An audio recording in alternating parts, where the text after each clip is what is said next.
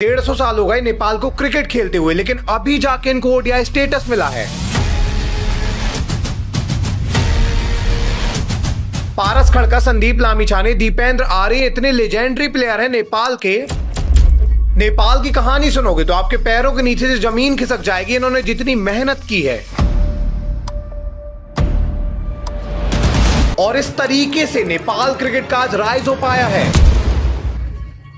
देखिए, कहानी की शुरुआत 1877 में होती है, जब नेपाल के अंदर क्रिकेट स्टार्ट होता है। अब नेपाल जो है ये बाकी देशों जैसे गुलाम नहीं था, मतलब ब्रिटिशर्स यहाँ पे राज नहीं किए थे, इसलिए यहाँ पे प्रोफेशनल क्रिकेट आ नहीं पाया था। देखिए, जो ब्रिटिशर्स थे ये जहां जहां राज किए थे वहां पे क्रिकेट काफी आसानी से आ गया था, क्योंकि यही क्रिकेट को लेके आए थे। लेकिन नेपाल में ये राज कर ही नहीं पाए थे। नेपाल पहले से इंडिपेंडेंट था, इसलिए यहाँ पे क्रिकेट आ नहीं पाता है। बट 1877 में नेपाल के जो राजा थे, जो नेपाल के ही थे, ये देखते हैं कि यार बाकी जगह क्रिकेट खेला जा रहा है, और इसीलिए ये बाकी देश घूमते हैं और वहां पे देखते हैं कि क्रिकेट खेला कैसे जाता है, और नेपाल में क्रिकेट लेके आते हैं। अब स्टार्टिंग में क्या होता है कि क्रिकेट सिर्फ रॉयल फैमिली के लिए बनाया जाता है। नेपाल के अंदर जो राजा थे उन्हीं की फैमिली क्रिकेट खेला करती थी और हाई क्लास पीपल इसको ज्वाइन करते थे। बट बाद में ईयर चेंज होते हैं, 1946 का समय आता है और नेपाल के लिए क्रिकेट एसोसिएशन बनाया जाता है। देखिए, क्रिकेट एसोसिएशन 1946 में इसलिए बनाया गया था ताकि बाकी लोग भी इसमें पार्टिसिपेट कर पाए। और 1951 में, मतलब 1946 के 5 साल बाद, यहाँ के राज अभी कह देते हैं कि अब नेपाल डेमोक्रेटिक कंट्री है, ये भी अपनी गद्दी छोड़ देते हैं। अब जैसे 1951 में नेपाल एक डेमोक्रेसी बनता है, इसके बाद क्रिकेट सबके लिए ओपन हो जाता है। 1981 के बाद नेपाल का क्रिकेट एसोसिएशन कहता है कि कोई भी अब क्रिकेट में पार्टिसिपेट कर सकता है, छोटा से छोटा व्यक्ति, और अगर वो अच्छा खेलेगा तो ये ऊपर जाएगा। मतलब अब नेपाल के लोग भी क्रिकेट खेल सकते थे। यहाँ पे इंफ्रास्ट्रक्चर बिल्ड होने लग गया था और सबको लगा कि अब नेपाल की भी एक क्रिकेट की टीम होगी। बट ये चीज जितना आप सुन रहे हो इतना आसान नहीं था। बस इन्होंने बोला था कि नेपाल की क्रिकेट की टीम होगी, कोई भी पार्टिसिपेट कर सकता है, नेपाल में डेमोक्रेसी आ गई है। बट दिक्कत ये थी कि अभी अभी डेमोक्रेसी आई थी, अभी अभी ही गवर्नमेंट आई थी, तो यहाँ पे इकोनॉमी बिल्कुल डेड थी। इस समय नेपाल की इकोनॉमी इतनी नीचे थी कि यहाँ पे रोड वगैरह भी नहीं थे, तो ऐसे में लोग क्रिकेट कहाँ खेलते। लोग जो थे इस समय दुकानें वगैरह खोलते हैं कि भाई हमें खाने के लिए, सर्वाइव करने के लिए पहले घर चाहिए, तो एक घर बनाते हैं। तो मिला जुला कर नेपाल में डेमोक्रेसी आ गई। नेपाल का क्रिकेट एसोसिएशन 1951 में पूरा डेमोक्रेटिक हो गया, अच्छे से बन गया। लेकिन लोग अभी नेपाल में क्रिकेट नहीं खेल रहे थे। बट टाइम की सबसे कमाल बात यह है कि ये चेंज होता है, और टाइम जब निकलता है तो 1980s का समय आता है। और 1980s में क्या होता है कि नेपाल के अंदर रोड वगैरह सारे बन जाते हैं। इवन इस समय तक नेपाल की गवर्नमेंट में स्टेबिलिटी आ जाती है, नेपाल की इकोनॉमी ऊपर चली जाती है काफी ज्यादा। और 1980s वो समय था जब नेपाल के जो मेन सिटी थे यहाँ पे स्टेडियम भी बनाए जाते हैं। अब देखिए, नेपाल का जो एक क्रिकेट एसोसिएशन था, ये जैसे ही स्टेडियम वगैरह बनाते हैं, ये आईसीसी से कॉन्टेक्ट करते हैं। बेसिकली आईसीसी के पास जाते हैं और कहते हैं कि भाई हमें भी मेंबर बनाओ, क्योंकि हमारे इधर भी ग्राउंड हो गए, हमारी टीम भी खेलना चाहती है अब इंटरनेशनल मैचेस। आईसीसी के पास जब ये जाते हैं तो आईसीसी इनको एफिलिएट मेंबर बना लेता है, और इसके बाद ये आईसीसी के एफिलिएट मेंबर बन गए। फाइनली 1996 का समय आया जब सबसे पहले ये एसीसी ट्रॉफी खेलते हैं। एसीसी ट्रॉफी के अंदर मल्टीनेशनल टीम्स आने वाली थी, ये पहला मल्टीनेशनल टूर्नामेंट होने वाला था। और यहाँ जब खेलने आती है नेपाल की टीम तो ये कमाल का परफॉर्म करते हैं। देखिए, इनका पहला मल्टीनेशनल टूर्नामेंट था, भले ही यहाँ पे एशिया बस की टीम थी, लेकिन मल्टीनेशनल टीम इनके लिए पहली बार थी, और यहाँ पे इन्होंने जापान को और एक और टीम को हराया था। अब नेपाल जो था ये पहले ही मल्टीनेशनल टीम में जब जीत दर्ज करता है, 2 मैच जीत जाता है, तो नेपाल के लोग बहुत खुश हो जाते हैं। देखिए, नेपाल जो है ये बहुत छोटा सा है, यहाँ पे बहुत स्वीट लोग हैं, और जब ये देखते हैं कि हमारा देश क्रिकेट में ऊपर जा रहा है तो ये बहुत सपोर्ट करते हैं। इवन नेपाल 1996 में एसीसी ट्रॉफी का सेमीफाइनल नहीं खेल पाया था। ये 2 मैच जीते थे, ग्रुप में अपने चौथे नंबर में थे, मतलब बाहर हो गए थे ग्रुप स्टेजेस में। बट कमाल बात ये थी कि लोग इसके बाद इतना ज्यादा सपोर्ट करने लग गए थे कि ये 2 मैच जीते तो बहुत बड़ी बात थी। और एक्चुअली में ये बड़ी बात भी थी, क्योंकि नेपाल पहली बार मल्टीनेशनल टूर्नामेंट खेलने गया था। ये सब देखने के बाद एसीसी जो था, एशियन क्रिकेट काउंसिल, ये क्या करता है कि 1998 वाला जो एसीसी ट्रॉफी होती है इसको नेपाल में ऑर्गेनाइज कराता है। अब जब नेपाल में एसीसी ट्रॉफी ऑर्गेनाइज होती है, पूरे जो छोटे छोटे देश थे एशिया के खेलने जाते हैं नेपाल। इस समय नेपाल के ग्राउंड बिल्कुल फुल रहते हैं। नेपाल की ऑडियंस बहुत ज्यादा सपोर्ट करने आती है कि हमारा देश ऊपर जाना चाहिए, जीतना चाहिए। हालांकि नेपाल इस टूर्नामेंट में एक भी मैच नहीं जीत पाता, लेकिन फिर भी ऑडियंस इनको लगातार सपोर्ट करती है। वेल, इसके बाद ईयर 2000 का समय आता है। इस समय भी नेपाल काफी अच्छा परफॉर्म करती है। एसीसी के अंदर ये पहली बार पहुंच पाते हैं सेमीफाइनल में। वेल, सेमीफाइनल तो ये हार गए थे, लेकिन धीरे धीरे इनका राइज हो रहा था। अभी तो ये आए थे और अभी अभी ये जीतना भी शुरू कर चुके थे। अब देखिए, इस समय जब ये जीत रहे थे, इसी सेम टाइम पर नेपाल की अंडर 19 की टीम भी कमाल कर रही थी। ये वो टाइम था जब नेपाल जो है ये बेस में काम कर रहे थे, ताकि अब जो नए खिलाड़ी आए आने वाले टाइम में बहुत अच्छा परफॉर्म करें। इसलिए अंडर 19 की टीम में काफी अच्छे से देख रहे थे कैसे प्लेयर आ रहे हैं। इंफ्रास्ट्रक्चर नेपाल का एसोसिएशन बिल्ड कर रहा था, और यहाँ पे अंडर 19 की टीम भी इसी पर्टिकुलर टाइम में बन चुकी थी। इवन अंडर 19 19 की टीम तो बड़ी बड़ी टीमों से खेलने लग गई थी इस पर्टिकुलर टाइम पर। अब इसके बाद ईयर आता है 2001 का, और 2001 में क्या होता है कि इस साल आईसीसी ट्रॉफी अरेंज कराती है इन छोटी टीमों के लिए। और ये जो आईसीसी की ट्रॉफी थी, यहाँ पे पहली बार पूरी दुनिया की नई नई टीम मिलने वाली थी नेपाल को। इस बार ये इंटरनेशनली जाने वाले थे एशिया से निकल के, और यहाँ पे जब ये खेलने जाते हैं तो यहाँ पे भी ये मैचेस जीतते हैं। यहाँ पे भी इन्होंने जर्मनी को हराया था, इसके बाद एक और टीम को हराया था, बाद में नमीबिया से हार गए थे, लेकिन यहाँ पे भी ये परफॉर्म किए थे। यदि आपको समझ में नहीं आ रहा है कि नेपाल जो ये इंडिया जैसी टीमों से क्यों नहीं खेल रहा था, बड़ी बड़ी टीमों से क्यों नहीं खेल रहा था, तो मैं थोड़ा सा आपको समझाता हूँ। देखिए एक्चुअली बात क्या है कि आईसीसी के मेंबर 108 देश हैं। अब आईसीसी के 3 प्रकार के मेंबर बनते हैं, 3 प्रकार के मेंबर में 108 देश हैं, लेकिन फुल मेंबर के अंदर सिर्फ 12 देश हैं, जिसमें इंडिया रहता है, जिसमें ऑस्ट्रेलिया, इंग्लैंड, ये बड़ी बड़ी टीमें हैं। एक्चुअली बात क्या है, किसी को भी अगर बड़ी टीम बनना है, फुल मेंबर बनना है, इंडिया जैसी बड़ी टीम जो अभी खेल रही है ना, इनके जैसे अगर इनको बनना है, तो ये बाकी बची 96 टीम को क्या करना पड़ेगा, इनको एसीसी ट्रॉफी खेलना पड़ेगा, आईसीसी ट्रॉफी खेलना पड़ेगा, वहां पे अच्छा परफॉर्म करना पड़ेगा। बाद में जब ये वहां अच्छा परफॉर्म करेंगे तो ये डिवीजन क्रिकेट खेलेंगे, और डिवीजन क्रिकेट में 5 डिवीजन रहते हैं। 5 डिवीजन में आपको लगातार परफॉर्म करना पड़ेगा, डिवीजन 1 में पहुंचना पड़ेगा, एंड इसके बाद आप वर्ल्ड कप क्वालिफायर राउंड खेलने पहुंच जाएंगे। और वर्ल्ड कप क्वालिफायर राउंड यदि आप क्वालिफाई करते हैं तो इसके बाद आपको ओडीआई स्टेटस मिलेगा, और इसके बाद आप इंडिया जैसी टीमों से खेल सकते हैं जो बड़ी बड़ी टीमें हैं। मतलब कि यदि आपको लग रहा है कि नेपाल डायरेक्ट इंडिया या बड़ी टीमों से क्यों नहीं खेल रहा था, तो ऐसे अगर वो खेलेंगे तो बहुत बुरा हारेंगे। इसीलिए आईसीसी ने एक इंफ्रास्ट्रक्चर बिल्ड किया है, बिल्कुल जो आप ग्रास रूट में है, इससे उठ के आपको बहुत ऊपर जाना पड़ता है उन टीमों से खेलने के लिए। इवन आपको पता है इस सब के लिए सबसे इंपॉर्टेंट डिवीजन वाले पॉइंट रहते हैं। आपको 5 डिवीजन क्रॉस करने रहते हैं, और हर एक डिवीजन में 6 टीम रहती है, वहां पे आपको टॉप 2 में आना पड़ता है लगातार। तो मिला जुलाकर अगर नेपाल को इंडिया, वेस्ट इंडीज या फिर जो भी टीम आप देखते हो, ये 12 टीमों के साथ खेलना है, जो टॉप टीम है, इनके साथ खेलने के लिए इनको छोटी सीरीज सारी जीतनी पड़ेंगी, चाहे वो एसीसी ट्रॉफी हो, आईसीसी ट्रॉफी हो, और उसके बाद सबसे इंपॉर्टेंट ये 5 डिवीजन को क्रॉस करना होगा। और अभी तो नेपाल स्टार्ट ही हुआ था, नेपाल में क्रिकेट ये ग्रास रूट में थे, और इसी को क्रॉस करने के लिए सबसे पहले एसीसी ट्रॉफी खेलते हैं, जहां पे एशिया की टीम में आते हैं, इसके बाद ये आईसीसी ट्रॉफी खेलते हैं। बाद में क्या होता है, 2003 का समय आता है, और इस समय एसीसी मतलब कि एशियन क्रिकेट काउंसिल एक इमर्जिंग कप कराता है। इस इमर्जिंग कप के अंदर सिर्फ 3 टीम्स थी, मालदीव्स थी, यहाँ पे भूटान थी और नेपाल था, और इन तीनों टीमों में नेपाल ने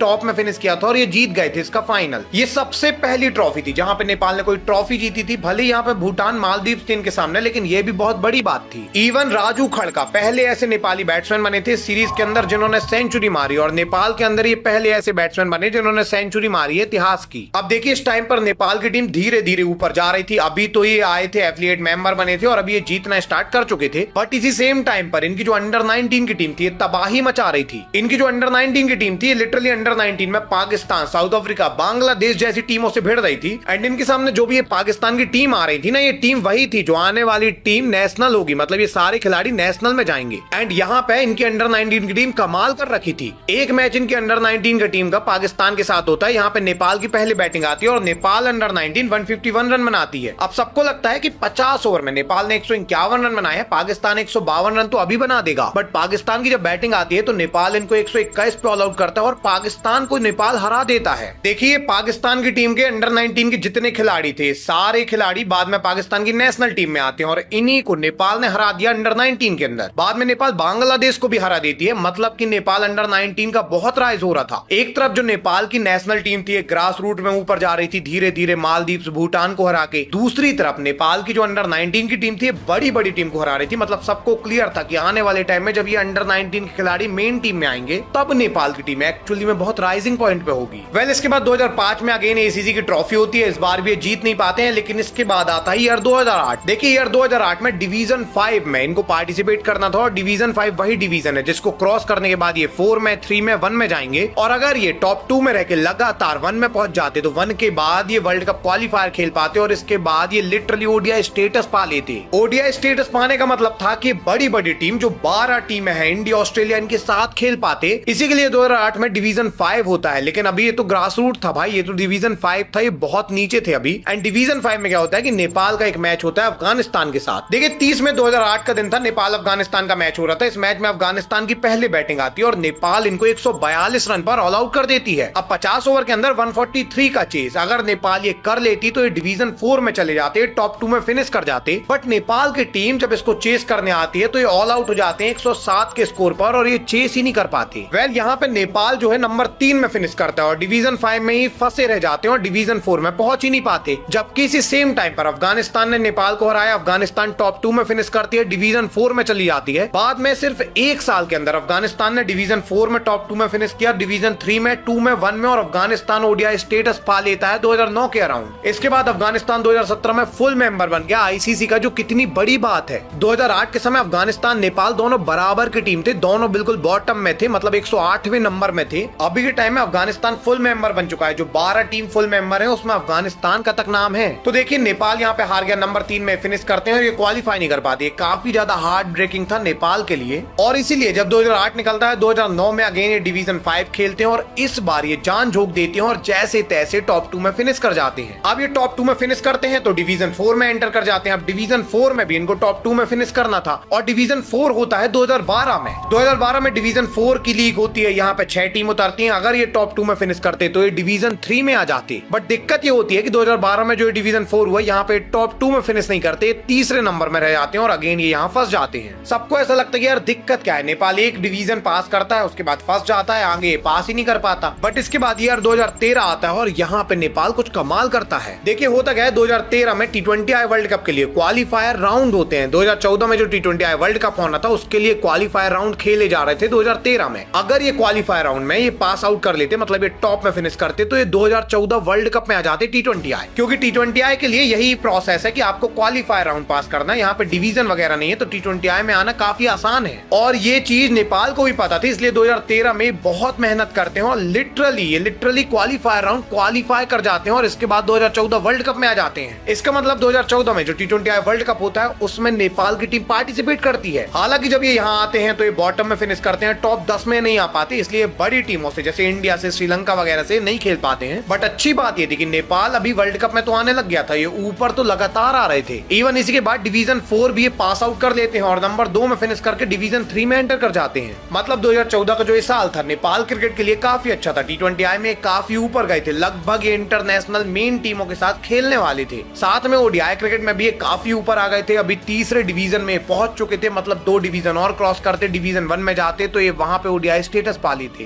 वेल अच्छी बात ये थी इसी सेम टाइम पर जो अंडर 19 की टीम के प्लेयर थे मेन टीम में आने लग गए थे, जिनकी मैंने बात की थी। अंडर 19 के जो खिलाड़ी पाकिस्तान को हरा रहे थे, जो खिलाड़ी बांग्लादेश को हरा रहे थे, वो अच्छे खिलाड़ी नेशनल टीम में आने लग गए थे। बाद में जब 2015 का साल आता है तो यहाँ पे डिवीजन 2 में आ जाते हैं और डिवीजन 2 में आने के बाद बस एक डिवीजन अब पास करना बाकी था। अब देखिए डिवीजन 2 तक आ गए थे, यहाँ पे टॉप 2 में फिनिश करके डिवीजन 1 में आ जाते और इनके पूरे गेट खुल जाते आगे जाने के लिए। बट दिक्कत ये होती है कि डिवीजन 2 में इनको काफी अच्छी टीमें मिलती हैं, इसलिए नंबर 4 में फिनिश कर पाते हैं और यहाँ पे कुछ बड़ा कर नहीं पाते। अब इन्होंने नंबर 4 में तो फिनिश किया था, लेकिन WCL का जो डिवीजन वाला था, इनकी एक चैंपियनशिप होती है और इस चैंपियनशिप में डिवीजन 2 के नंबर 4 स्पॉट तक की टीम आ जाती है और इसलिए 2017 में WCL की जो चैंपियनशिप होती है इसमें नेपाल को बुलाया जाता है कि आप आगे पार्टिसिपेट कर सकते हो। यहाँ पे डिवीजन 1 की 6 टीमें थी, डिवीजन 2 की 4 टीमें थी, टोटल 10 टीमें खेल रही थी और नेपाल ने यहाँ पे नंबर 6 में फिनिश किया था। इसका मतलब साफ था, नेपाल ने बताया था कि हम डिवीजन 1 की टीमों को हरा सकते हैं, इसका मतलब कि हम इंटरनेशनल में ऊपर जा सकते हैं, हम ओडीआई स्टेटस ले सकते हैं। अब यहाँ तक सब कुछ सही जा रहा था, नेपाल डिवीजन 1 में ऑलमोस्ट आ चुका था। अगर ये डिवीजन 1 में एंटर कर जाते, ओडीआई स्टेटस पा लेते, तो ओडीआई स्टेटस के बाद कोई दिक्कत नहीं थी। इसके बाद वेस्ट इंडीज, इंडिया बड़ी टीमों के साथ खेलने लग जाती। बट दिक्कत इसके बाद स्टार्ट होती है क्योंकि आईसीसी जो है वो 2016 की स्टार्टिंग में नेपाल का जो क्रिकेट एसोसिएशन था इसको सस्पेंड कर देती है। देखिए होता क्या है, आईसीसी का एक रूल है कि हर देश में एक खुद का क्रिकेट का एसोसिएशन होगा। ये जो एसोसिएशन होगा ये एक प्राइवेट बॉडी होगी। ये एसोसिएशन में उस देश की गवर्नमेंट कोई भी छेड़छाड़ नहीं करेगी और एसोसिएशन को आईसीसी पैसे देगी कि आप क्रिकेट वहां पे डेवलप करो। अब इस तरीके से नेपाल के अंदर भी नेपाल क्रिकेट एसोसिएशन बनाया गया था, ये काफी अच्छे से चल रहा था, ये प्राइवेट बॉडी था। लेकिन 2015 में नेपाल की गवर्नमेंट इसमें इंटरफेयर करने लग जाती है और यहाँ पे कंट्रोल लेने लग जाती है। ये सारी चीजें जब पता चलती है आईसीसी को कि गवर्नमेंट यहाँ पे बोर्ड में कंट्रोल ले रही है, तो ये बोर्ड को ही सस्पेंड कर देते हैं। बोर्ड को सस्पेंड करने का मतलब था कि जितने भी आईसीसी के टूर्नामेंट थे रुकने वाले थे, डिवीजन क्रिकेट इनके लिए पूरा बंद होने वाला था। मतलब अभी ये जो ऊपर जा रहे थे एकदम से खत्म। नेपाल को लगा कि यार ये तो खत्म हो गया, पैसे भी नहीं आएंगे, इंफ्रास्ट्रक्चर भी खत्म हो जाएगा, सब कुछ खत्म होने लग गया।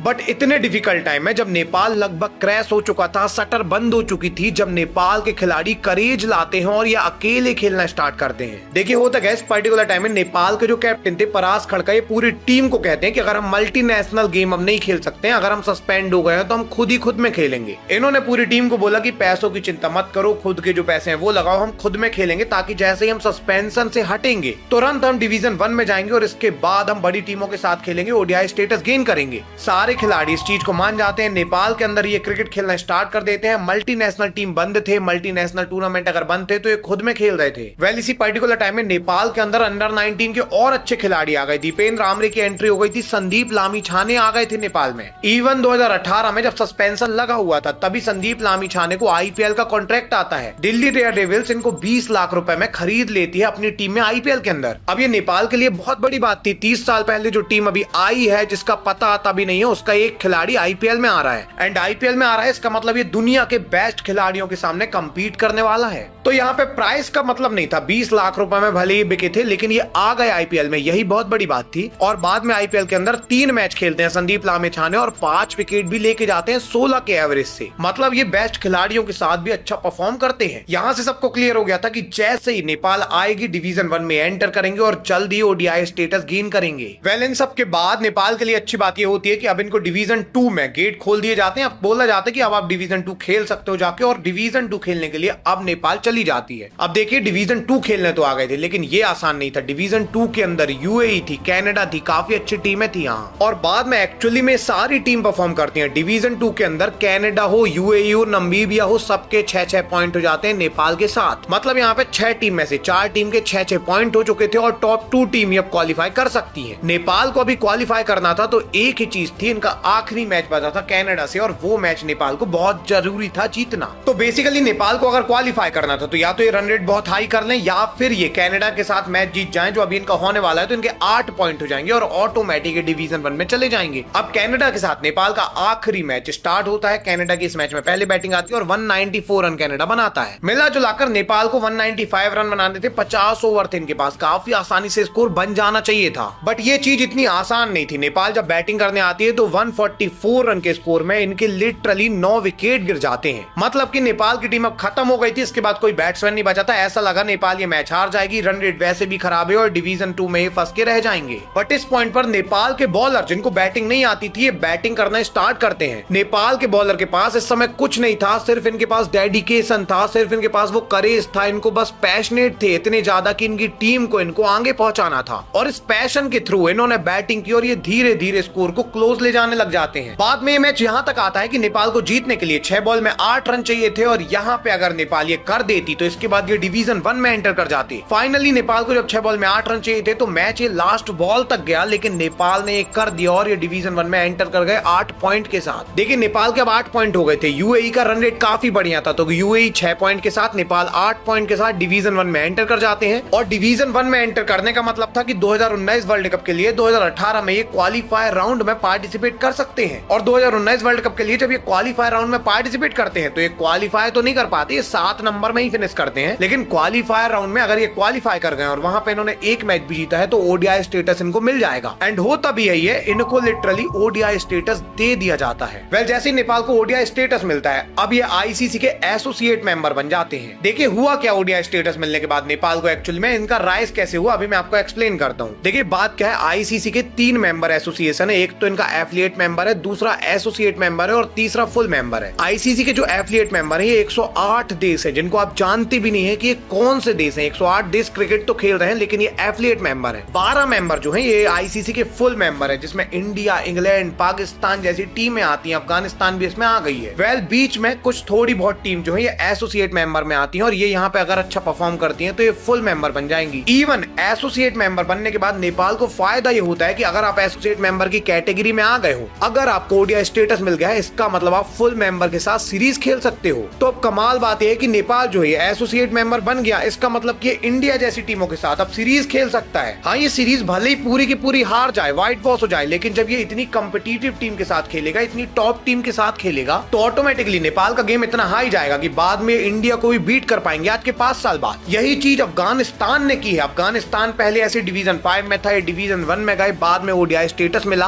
बाद में ओडीआई स्टेटस जब इनको मिल गया तो इनकी सीरीज बड़ी टीम से होने लग गई, और बड़ी टीम को जब ये बीट करने लग गए तो आज ये वर्ल्ड कप में पार्टिसिपेट कर पा रहे हैं। इवन अफगानिस्तान वर्ल्ड कप में सेमीफाइनल तक पहुंच गया था। आप सोचो अफगानिस्तान कितने ऊपर पहुंच गया है। इवन इतना बस नहीं, ये फुल मेंबर के साथ बस नहीं खेलेंगे। सबसे अच्छी बात यह है कि आईसीसी अब इनको पैसे देगा, इतने पैसे देगा जिससे अपना पूरा इंफ्रास्ट्रक्चर बिल्ड कर पाएंगे बेस लेवल से। जैसे एसोसिएट मेंबर बनने के बाद आईसीसी कहता है कि हम नेपाल को 5 करोड़ रुपए देंगे साल के, साथ में एसीसी इनको 15 करोड़ रुपए देगी, साथ में नेपाल की गवर्नमेंट भी 3 करोड़ करोड़ 30 लाख रुपए देने वाली है। मिला जुलाकर नेपाल का जो क्रिकेट का एसोसिएशन है, इनके पास साल के 25 करोड़ रुपए आएंगे इनको बिल्ड करने के लिए कि क्रिकेट का इंफ्रास्ट्रक्चर आप बिल्ड करो बिल्कुल बॉटम से। ऐसे में क्या होगा, आने वाले 10-15 साल में नेपाल भी उन 12 टीम जैसे, इंडिया टीम जैसे बन सकती है। तो मोटा मोटा आप कह सकते हैं कि अगर आप एसोसिएट मेंबर बन गए हैं, अगर आपको ओडीआई स्टेटस मिल गया है, इसका मतलब आप टॉप टीम में आने लग गए हैं, आपका राइज हो चुका है। कुछ साल में आप बिल्कुल टॉप में आ जाएंगे, इंग्लैंड इंडिया के साथ खेलेंगे। और यही चीज अब नेपाल के साथ हो गई थी। नेपाल को अब ओडीआई स्टेटस मिल चुका था, मतलब कि नेपाल अब एकदम पीक में आ गई थी। नेपाल को जैसे ओडीआई स्टेटस मिलता है, इनके जो कैप्टन थे पारस खड़के, कहते हैं कि मेरा काम हो गया है। पारस खड़के नेपाल में तब से खेल रहे थे जब नेपाल बिल्कुल ग्रास रूट में था, आईसीसी ट्रॉफी खेल रहा था, एसीसी ट्रॉफी खेल रहा था। पारस खड़के ने बिल्कुल 5 डिवीजन थे, नेपाल को ओडीआई स्टेटस दिलाया। इन्होंने तब काम किया जब ये सस्पेंड हो गए थे। तो पारस खड़के अब कहते हैं भाई मेरी एज हो गई, अब मैं रिटायरमेंट ले रहा हूं, और ये रिटायरमेंट ले लेते हैं ओडीआई स्टेटस आने के बाद। इवन जब ये रिटायरमेंट लेते हैं तो नेपाल का जो बोर्ड था, इनका जो जर्सी नंबर था 77, उसको भी रिटायर कर देती है। आज के बाद नेपाल के अंदर 77 जर्सी नंबर किसी का नहीं होगा। मोटा मोटा आप कह सकते हैं कि इंडिया में जैसे सचिन तेंदुलकर को भगवान माना जाता है, उन्होंने टॉप किया है इंडिया में क्रिकेट को, सेम चीज नेपाल के अंदर पारस खड़के को गॉड ऑफ नेपाल क्रिकेट माना जाता है। इन्होंने नेपाल क्रिकेट को ऊंचाइयां दी है, बिल्कुल बॉटम से टॉप तक लेके गए हैं। अब इन्हीं सब चीजों के बाद 2023 का एशिया कप आता है और इसमें नेपाल क्वालिफायर राउंड निकाल के एशिया कप तक पहुंच जाती है। एशिया कप जो था 2023 का, यहाँ पे नेपाल ने पार्टिसिपेट किया था। ये पाकिस्तान के साथ खेले थे, इंडिया के साथ खेले थे। हालांकि ये दोनों मैच हार गए, लेकिन दोनों मैच हारना बड़ी बात नहीं है। ये इंडिया के साथ खेलते हैं और 230 रन भी बनाते हैं। ये कोई छोटी मोटी बात नहीं है। इंडिया जो टॉप टीम है पूरे वर्ल्ड क्रिकेट की, उनके साथ आप खेल रहे हैं और परफॉर्म भी कर रहे हैं, मतलब ये कितनी अच्छी बात है। इवन इसके बाद कई लोग कहते हैं कि 2025 एशिया कप में यहाँ पे क्यों नहीं आ पाई नेपाल की टीम, इसमें पार्टिसिपेट क्यों नहीं करी। यहाँ पे तो 8 टीमें खेल रही थी, फिर भी नेपाल नहीं थी। तो देखिए यहाँ पे नेपाल इसलिए नहीं थी क्योंकि इसके पहले क्वालिफायर राउंड में नेपाल सेमीफाइनल में हार गई थी यूएई से, इसलिए यहाँ पे नहीं आ पाए थे। और ये इसलिए हारे थे क्वालिफायर राउंड क्योंकि इनके संदीप लामिछाने जो इनके मेन खिलाड़ी थे, मैन ऑफ द सीरीज जो लगातार बनते थे, बैन थे इस समय, तो ये पार्टिसिपेट नहीं कर पाए। यही कुछ कारण था कि 2025 एशिया कप में नेपाल पार्टिसिपेट नहीं कर पाती है। अब ये यहाँ तो पार्टिसिपेट नहीं कर पाए, लेकिन अच्छी बात ये थी कि 3 सितंबर से नेपाल की वेस्ट इंडीज के साथ 3 T20I मैच की सीरीज स्टार्ट होती है। मैंने आपको पहले बताया था कि जैसे ही एसोसिएट मेंबर बनते हैं, इनको सबसे बड़ा प्रिविलेज तो यही मिलेगा कि फुल मेंबर के साथ अभी सीरीज खेल सकते हैं। वेल, इस सीरीज का जब पहला मैच होता है तो नेपाल यहाँ पे 148 रन बना पाती है। सबको लगता है वेस्ट इंडीज स्कोर को चेस कर देगी क्योंकि नेपाल के पास ऐसी कोई बॉलिंग नहीं है, बट नेपाल ने इस मैच में वेस्ट इंडीज को 129 रन पर ऑल आउट कर दिया और ये वेस्ट इंडीज को हरा देते हैं। कमाल तो तब होता है जब सेकेंड मैच में नेपाल वेस्ट इंडीज को 90 रन से हराती है और 2-1 से सीरीज जीत जाते हैं। अब देखिए, कोई भी देश अगर फुल मेंबर देश को हरा देता है तो इसके बाद टेस्ट स्टेटस भी इसको मिल सकता है। इसका मतलब कुछ ही सालों में, आने वाले टाइम में नेपाल की टीम को टेस्ट स्टेटस भी मिल जाएगा और ये फुल मेंबर बन जाएंगे। फुल मेंबर बनने का मतलब आपको समझ में आ रहा है, पूरी दुनिया में 108 कंट्री क्रिकेट खेलती हैं जो मेंबर है आईसीसी की, जिसमें सिर्फ टॉप की 12 कंट्री फुल मेंबर है। मतलब कि टॉप की 12 कंट्री के अंदर नेपाल एंटर कर जाएगा जैसे ही फुल मेंबर बनेंगे। आप सोचिए, आज से 30 साल पहले 1988 में ये बॉटम में थे, 108वें नंबर की तरह ये टीम आई थी आईसीसी से जुड़ने के लिए। यही टीम 108 नंबर से आज 12वें नंबर तक पहुंचने वाली है। ये कितनी बड़ी बात है, मतलब इन्होंने क्या किया है। आज हम सिर्फ ऊपर का क्रिकेट देखते हैं तो हमें पता ही नहीं है कि नीचे क्या हो रहा है, बट नीचे जो है छोटी छोटी टीमें इतनी ज्यादा मेहनत करती हैं। अफगानिस्तान ने इतनी मेहनत की और आज ये फुल मेंबर बन पाए हैं और आज नेक्स्ट अफगानिस्तान के तौर पर नेपाल भी यहाँ पे आने वाली है। वेल, आने वाले टाइम में नेपाल जब यहाँ आएगी तो इनको और पैसा दिया जाएगा और इंफ्रास्ट्रक्चर बिल्ड होगा और आने वाले टाइम में कम्पीट कर पाएंगे, पाकिस्तान को इजिली बीट कर पाएंगे। वेल, आपको नेपाल राइज की अगर ये वीडियो पसंद आई है तो श्रीलंका डाउनफॉल की आपको ये वीडियो बहुत ज्यादा पसंद आएगी। वेस्ट इंडीज का कैसे डाउनफॉल हुआ उसकी ये वीडियो जरूर से देखिएगा।